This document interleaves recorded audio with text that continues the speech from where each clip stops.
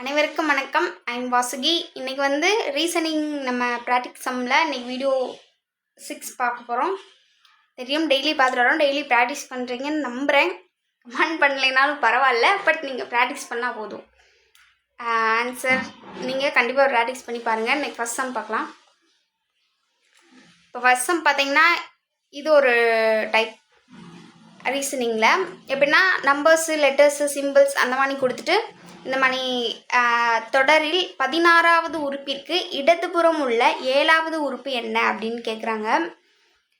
16வது உறுப்பிற்கு இடதுபுறம் உள்ள 7வது உறுப்பு என்ன அப்படின்னு கேட்குறாங்க. ஃபர்ஸ்ட் நம்ம இந்த கொடுத்துருக்க லெட்டரில் 16வது லெட்டர் முதல்ல லெட்டர்னு இல்லை, என்ன சிம்பிளாக கூட இருக்கலாம், அது என்னன்னு முதல்ல கண்டுபிடிக்கும். 16வது உறுப்பு which element is 7th to the left of 16th element from the left in the above series கேட்டிருக்காங்க. இப்போ தொடரில் முதல்ல 16வது உறுப்பு நம்ம கண்டுபிடிப்போம். ஃபஸ்ட்டு பார்த்திங்கன்னா 3, 6, 9, 12, 15, 16. அப்போ 16வது உறுப்பு என்ன இருக்குன்னு பார்த்தீங்கன்னா பர்சன்டேஜ் இருக்கும்.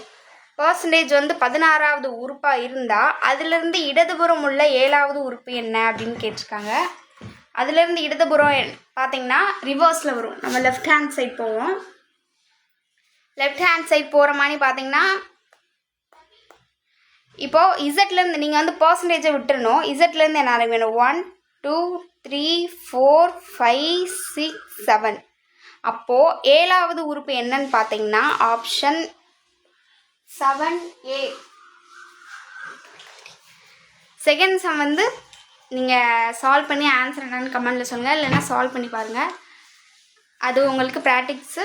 அடுத்து வந்து தேர்ட் பார்த்திங்கன்னா ஸ்கொயர் அப்படின்னு கொடுத்துட்டு சில நம்பர்ஸ் கொடுத்துருக்காங்க. எனக்கு குறிப்பிடப்பட்டால் ரெக்டாங்கிள் என்பது எவ்வாறு குறிப்பிடப்படும் அப்படின்னு கேட்குறாங்க.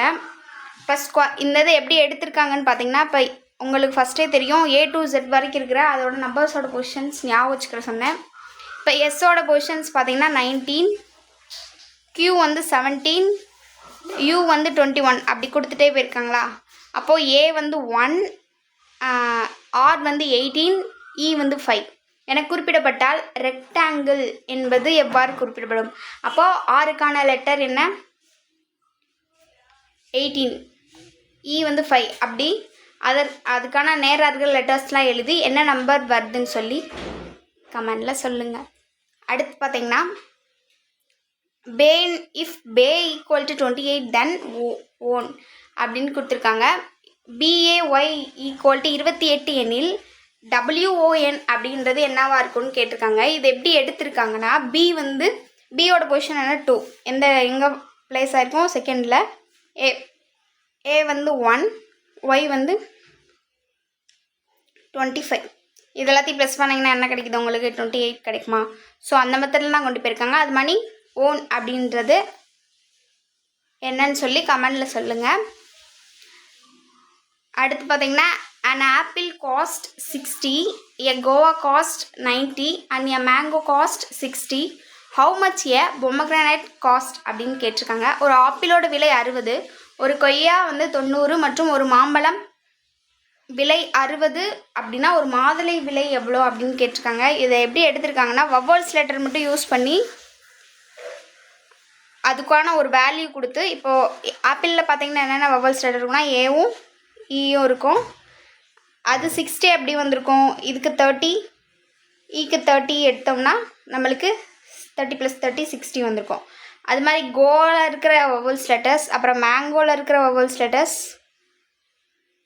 அப்புறம் பொமக்ரானேட்டில் என்னென்ன வவல்ஸ் லெட்டர்ஸ் இருக்குதுன்னு பார்த்து அதுக்கு வேல்யூ போட்டு என்ன ஆன்சர் வருது அப்படின்னு நீங்கள் கமெண்டில் கண்டிப்பாக சொல்லணும். அதெல்லாம் எல்லாத்துக்குமே ஒரு ஐடியா கொடுத்துட்டேன்னு நினைக்கிறேன். ஆக்சுவலாக 2 சமாதி எக்ஸ்பிளைன் பண்ணுங்கள் மேம் சொல்லியிருந்தீங்க. நான் ஓரளவுக்கு எல்லாத்துக்குமே ஐடியா கொடுத்துருக்கேன். நீங்கள் அதே மாதிரி மட்டுமாவது சால்வ் பண்ணி நீங்கள் ஆன்சர் கமெண்ட்டில் சொல்லுங்கள், ப்ராக்டிஸ் பண்ணி பாருங்கள். And thanks to all.